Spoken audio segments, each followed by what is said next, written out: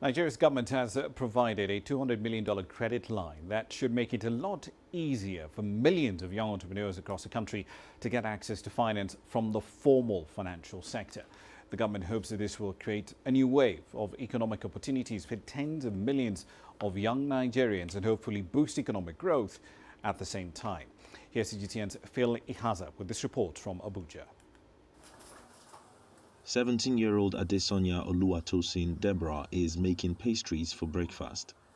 Deborah says she wants to set up a catering business, but she has no money to actualize this dream. I have a dream to become a very big chef, a well-recognized chef in the world.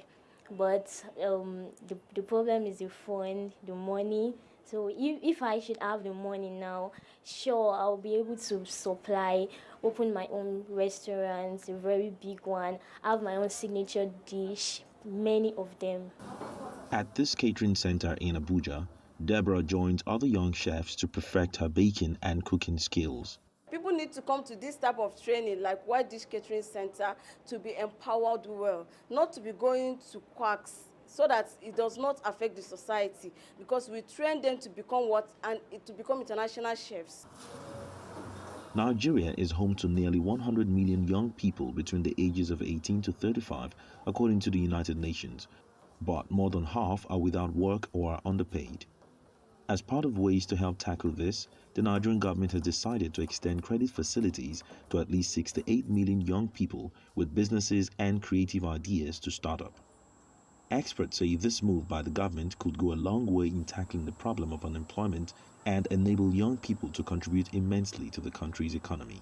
We expect that each of the youth given this fund are already self-employed. Once they can start their own business, they also employ others too that will work for them.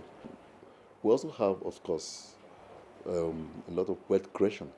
If the youth they are able to use the fund very well, they will be able to produce the local goods and services in a very innovative way.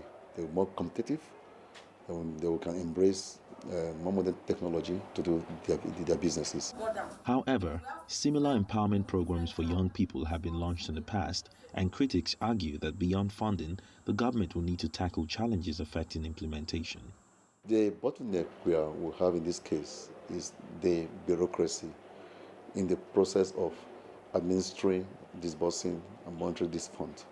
Then the other bottleneck is we don't have a robust training institution in this country that would like to train the youth and prepare their mind towards entrepreneurship. So the training institution need to be empowered also. The capacity of this institution need to be improved upon for them to be able to manage these funds and for this fund to get to the right people with innovative mindsets or innovative products. Authorities say this particular fund will be closely monitored by the Ministry of Youth and Sports and will be disbursed between the years 2021 and 2023.